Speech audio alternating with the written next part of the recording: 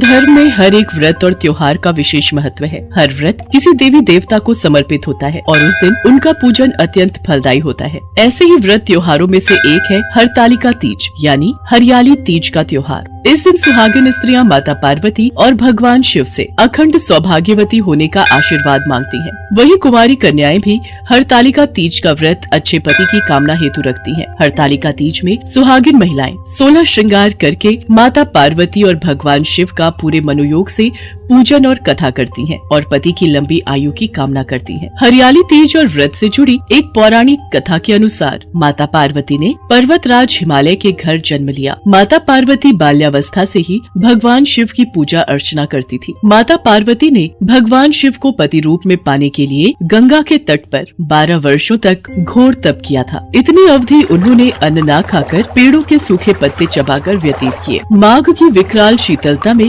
निरंतर जल में प्रवेश करके तप किया। वैशाख की जला देने वाली गर्मी में पंचाग्नि से शरीर को तपाया। श्रावण की मूसलाधार वर्षा में खुले आसमान के नीचे बिना अन्न जल ग्रहण किए समय व्यतीत किया। उनके पिता इस कष्ट साध्य तपस्या को देखकर बड़े दुखी होते थे। एक दिन देवी पार्वती की तपस्या को देखकर नारद जी महाराज हिमालय के महल में पधारे।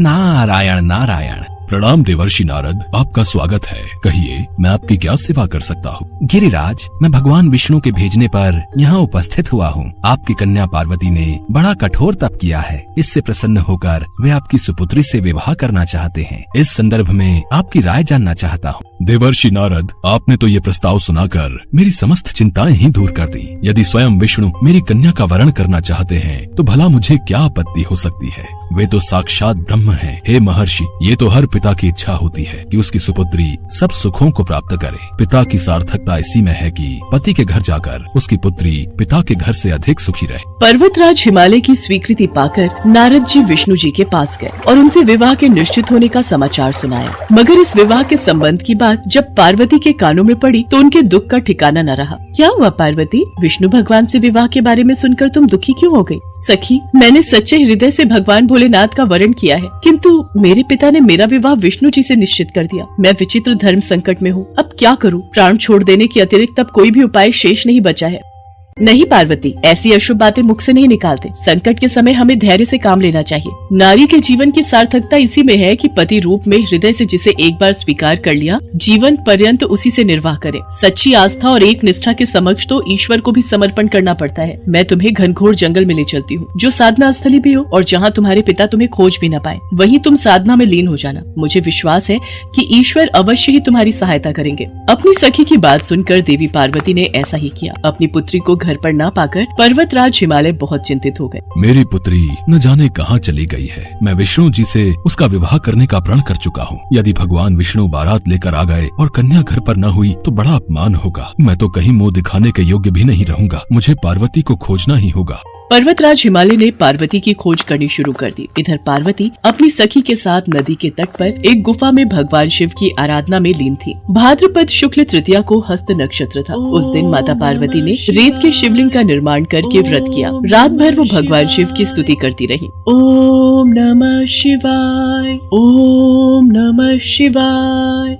ओम नमः शिवाय। देवी पार्वती की घोर तपस्या के प्रभाव से भगवान शिव का आसन डोलने लगा। उनकी समाधि टूट गई और वो देवी पार्वती के समक्ष प्रकट हुए। देवी पार्वती, मैं तुम्हारी तपस्या से प्रसन्न हूँ। तुम जो चाहो वर मांगो। प्रभु, मैं हृदय से आपको पति के रूप में वरण कर चुकी हूँ। यदि आप सचमुच मेरी तपस्या से प्रसन्न होकर यहाँ पधारे हैं तो मुझे अपनी अर्धांगिनी के रूप में स्वीकार कर लीजिए। देवी पार्वती, क्या तुम मेरे साथ खुश रह पाओगी? मैंने बचपन से ही आपको अपना पति मान लिया था। मैं जानती हूँ आपको पति रूप में पाकर, आपकी अर्धांगिनी बनकर मुझे सर्व सुखों की और सौभाग्य की प्राप्ति होगी। कृपया करके मुझे अपनी पत्नी के रूप में स्वीकार कर लीजिए प्रभु। देवी पार्वती के प्रेम और विश्वास की तपस्या की जीत होती है और भगवान शिव उन्हें मनोवांछित वर देकर अंतर्ध्यान हो जाते हैं। उसी समय अपने दरबारियों सहित गिरिराज हिमालय देवी पार्वती को खोजते खोजते वहाँ पहुँचते हैं। पुत्री, तुम्हारी ऐसी कठोर तपस्या का क्या कारण है? तुम्हारी ऐसी दशा को देखकर मुझे अत्यधिक दुख और पीड़ा हो रही है। चलो पुत्री, महल वापस चलो। मुझसे तुम्हारी ये दशा देखी नहीं जा रही।